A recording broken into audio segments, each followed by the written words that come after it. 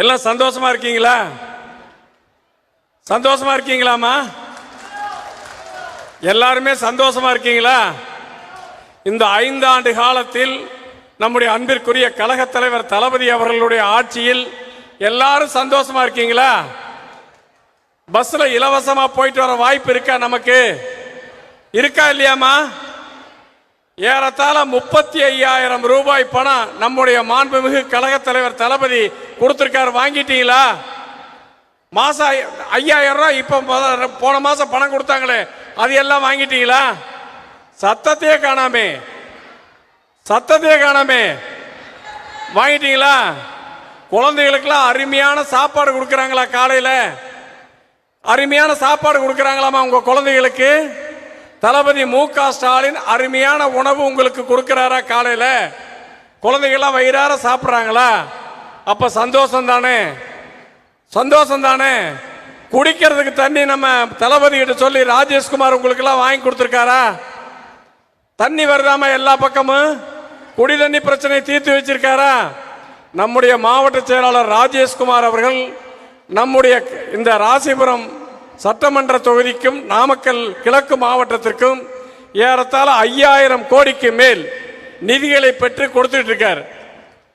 போன தடவை வந்தப்ப சொன்னாங்க, நாமக்கல் கிழக்கு மாவட்டத்தில் குடிசைகளே இல்லாத வீடுகள் இருக்கு. யார் யாரெல்லாம் பட்டா கேட்டாங்களோ அவங்களுக்கு பூரா பட்டா கொடுத்தாச்சு. உண்டா இல்லையாமா? உண்டா இல்லையா?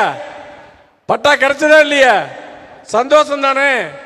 அப்படிப்பட்ட ஒரு ஆட்சி கடந்த காலத்தில் நடந்திருக்கு. இப்ப மறுபடியும் அந்த ஆட்சி வரணும். மறுபடியும் அந்த ஆட்சி வரணும்னாக்கா நம்ம என்ன செய்யணும்?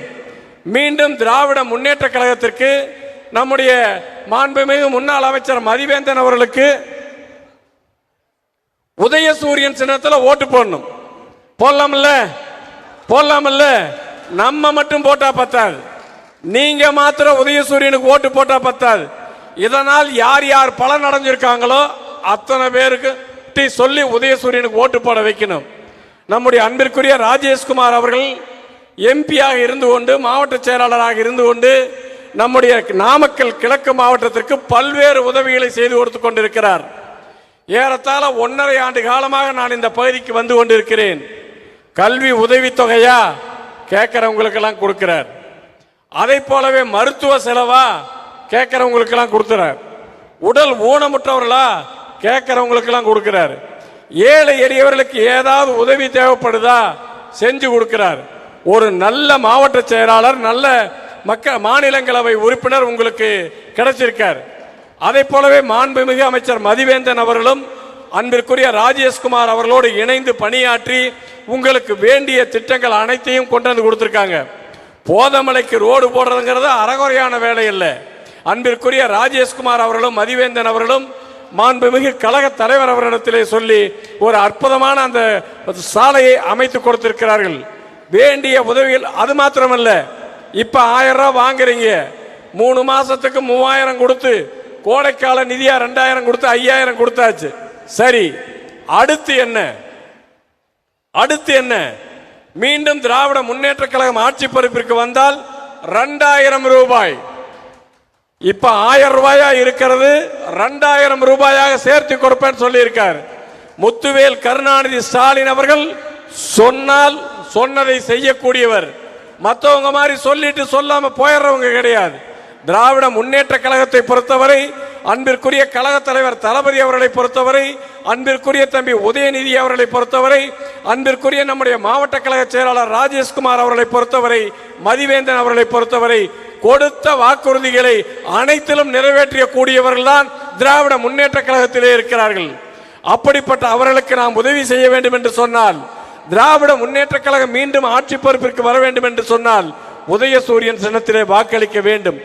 ஒருவேளை உதயசூரியன் சின்னத்தில் நீங்கள் வாக்களிக்க தவறிவிட்டால், வேறு யாராவது ஆட்சி பொறுப்பிற்கு வந்து விட்டால் மாதம் 1000 வராது, 2000 வராது.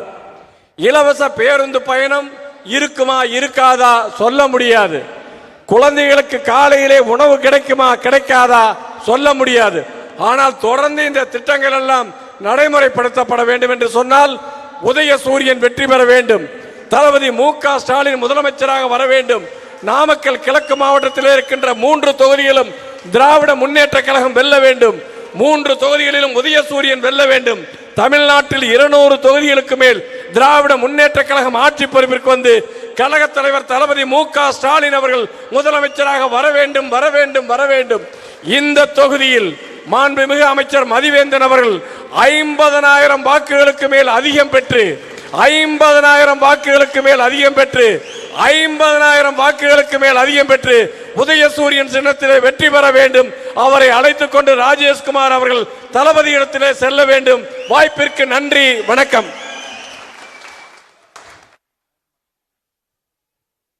அடுத்து